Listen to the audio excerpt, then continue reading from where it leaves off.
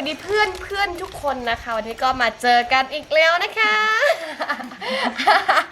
ก็วันนี้นะคะก็เป็นวันจันทร์เหรอ วันอังคาร วันอังคารนะคะก็เพื่อนนะคะเขาก็จะลงเพื่อนแล้วก็พี่ๆนะคะเขากลับมาเลือกตั้งเนาะแล้วก็วันนี้เขาก็ว่างก็คือยังไม่ได้ลงไปแต่ว่าก็จะลงไปวันนี้เลยค่ะก่อนที่จะลงไปก็จะมาตามมะม่วงให้กินค่ะมาดูกันเลยนะคะนี่นะคะก็ใส่กะปิแล้วก็อะไรนะกระเทียมแล้วก็พริกนะคะ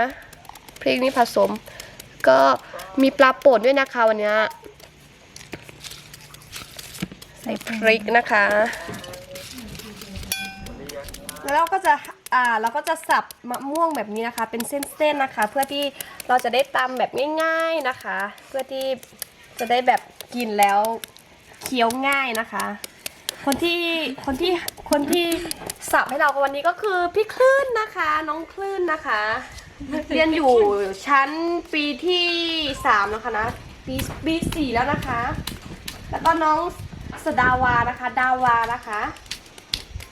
เป็นนักศึกษาแม่ห้องสอนนะคะสาวแม่ห้องสอนนะคะเราก็จะมาตามกินนะคะเวลาว่างๆนะคะเราก็จะมาตามกินเล่นแบบนี้นะคะอันนี้ก็คือชีวิตจิตใจความชอบแล้วก็ความสุขเล็กๆบนยอดดอยนะคะก็จะประมาณนี้นะคะก็ไม่ได้ดีเลย พี่ตูนมาแล้วนะคะ อันนี้ก็พี่ตูนนะคะพี่ตูนไม่ได้ชื่อพี่ตูนชื่ออะไรคะตูนบอดี้สิเลยตูนบอดี้ไม่ใช่พี่อะไรคะพี่ตุ๊ตู้นะคะเราจะเรียกพี่ตุ๊ตู้นะคะ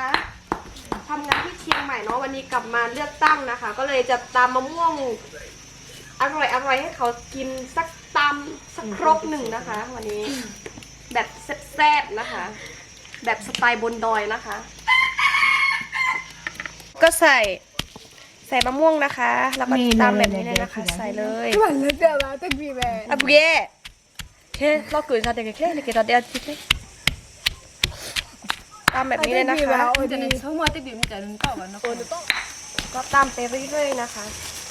แล้วก็ยังไงต่อใส่อะไร เรา ต่ จะ อ ใส่ปลาป่นด้วยนะคะ ใส่ปลาป่นนะคะกินข้าวใส่ปลาป่นนะคะ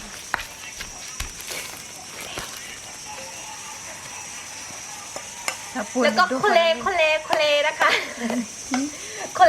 ล้วก็ไม่ใส่ปลาร้าหรอไม่ได้หรอ เอ้า ได้ แล้วก็ไม่ตำรวมเหรอ ไม่มาใส่ เดี๋ยวเรามาชิมย่าง พี่จะกินเราปลาร้าเด็ก นี่นะคะใส่ ใส่ปลาร้านัวๆเลยจ้าหุยแซ่บหลายเด้อ นี่นะคะตำคือใส่นิดนึงที่จริงก็ไม่ต้องตำเยอะก็ได้นะคะ ไม่ต้องเละขนาดนั้นก็ได้นะคะ ค่ะ ตำให้แบบพอเคี้ยวได้อะค่ะ จะอร่อยมากนะคะ แล้วก็เราจะกินกับใบอะไรอะใบพลูเหรอ ใบพลู แล้วก็กินกับใบพลูนะคะ จะอร่อยมากแซ่บรอพี่มิ้นกับพี่ตุลนะคะขึ้นไปฉีดที่บ้านนะคะ อร่อย แล้วก็จะลองอ่ะใส่ ต้องใส่น้ำด้วยนะ ใส่น้ำด้วยเหรอโอ้ยน้ำปลายังไม่ได้ใส่เลย นี่น้ำปลาหลดนี้เหรอ น้ำปลาโกนโดก นี่ค่ะนี่ค่ะพอแล้วค่ะ โอเคอันนี้ใส่เลยไหมอ่ะใส่ ใส่ดิ เธอมีช้อนจ้าฉันไม่มีช้อน น้ำจะละเอียดนะเพื่อน ก็ไม่ต้องละเอียดมาก เคลื่อนล้อเนี่ยเคลื่อนล้อบื้อเนี่ย ที่เราดีที่อ่ะใส่แบบนี้เลยนะคะ โอเค แล้วมั้ง จำเนี่ยเอาให้หมดเลยเนาะเพราะว่ามันเดือดนิดเดียว ถ้าจีดาเนี่ยไม่ทำมือเรา เดี๋ยวเวลาออกเกี่ยวเอาไว้ตัวกัน ไม่ต้องตามละเอียดก็ได้นะคะ แบบ เอาเป็นแล้วว่าเนี่ยคิดจับไปเลย แค่นี้ก็พอ แล้วก็ใส่ปลาร้าอีกนิดนึง ได้ใส่กะปินิดนึงไหม ใ ส่ดิใส่นิดนึง ใส่กะปินิดนึงนะคะกะปิก็แบบกะปิบนดอยนะคะ ถุงละตก ถุงละ10 บาทเองนะคะ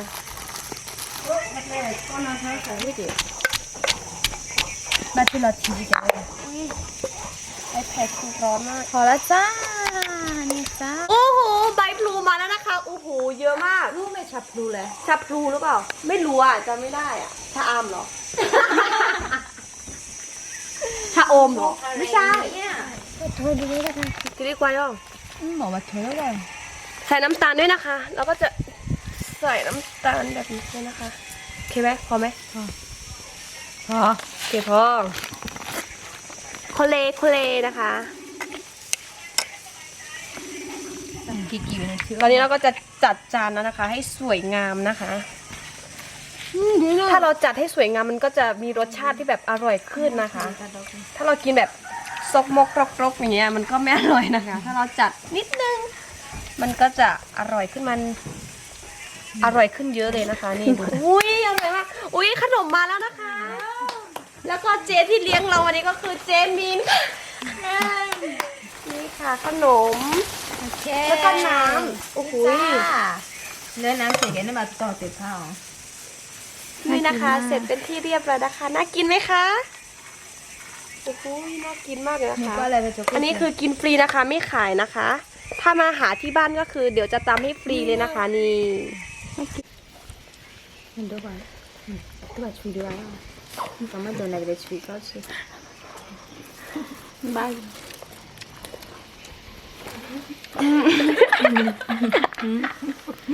แกขอนี่ค่ะบ๊ายบายขอแล้วจะค่ะ